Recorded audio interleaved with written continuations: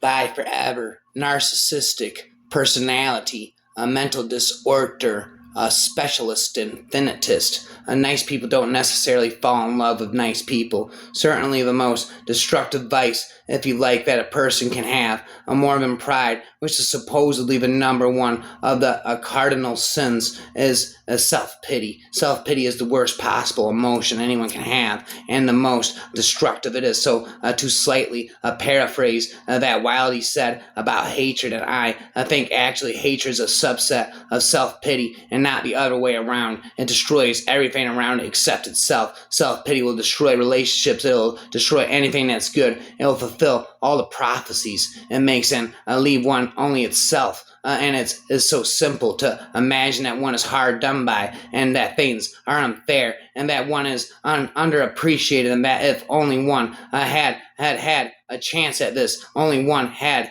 a chance at that, things would have gone better and you would be happier if you only this, that one is unlucky, all those things. And some of them may, even be true, but to pity oneself as a result of them is to do oneself an enormous disservice. I think it's one of things we find unattractive about the American culture, a culture which I find mostly extremely attractive. And I like Americans and I love being in America, but just occasionally there will be some example of the absolutely ravenous self-pity that they are capable of, and you see it in their talk shows. It's an appalling spectacle, and it's so self-destructive. I almost once wanted to publish a self-help book saying How to Be Happy by Stephen Fry. I guarantee success, and my mind, oh my, lions and tigers and bears, oh my, people buy this huge book and it's all about blank pages, and the first page would just say stop feeling sorry for yourself and you'll be happy. Use the rest of the book to write down your interesting thoughts and drawings, and that's the book would be, and it would be true. And it sounds like, oh, that's so simple, because it's not simple to stop feeling sorry for yourself. It's bloody hard because we do feel sorry for ourselves. It's what Genesis is all about. It's been I shout and I pop, run in my mouth. An eighth wonder of the world.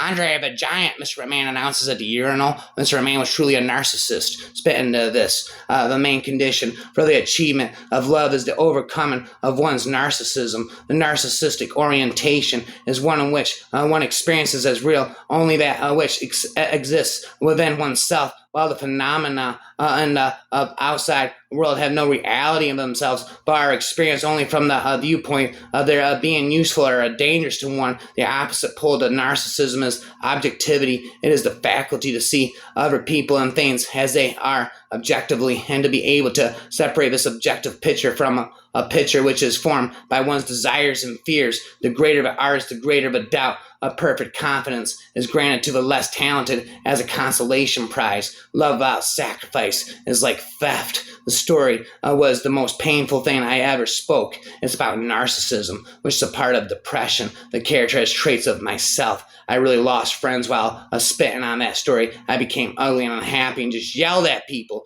The cruel thing with depression is that it's such a self-centered illness. Shows that pretty good in his notes from Underground. The depression is painful. You're sapped, consumed by yourself. The worse the depression, the more you just think about yourself and the stranger and repellent you appear to others. When I look at narcissism through a vulnerability lens, I see the shame-based fear of being ordinary. I see the fear of never feeling extraordinary enough to be noticed, to be lovable, to belong, or to cultivate a sense of purpose. I don't care what you think unless it is about me. This is narcissistic personality. Half of the people lie with their lips, the other half with their tears. Stay away from lazy parasites who perch on you just to satisfy their needs. They do not come to alleviate your burdens. Hence, their mission is to distract, detract, and extract, and make you live in abject poverty. I think Eminem would be considered a narcissist, calling himself the rap god, but blah blah.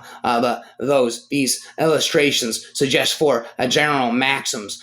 First is remember that your motives are not always as altruistic as they seem to yourself. The second is don't overestimate your own meritus. The third is don't expect others to take as much interest in you as you do yourself. And the fourth is don't imagine that most people give enough thought to you to have any special desire to persecute you. Business icon and one handsome son of a bitch is Mr. Command, the ultimate narcissist.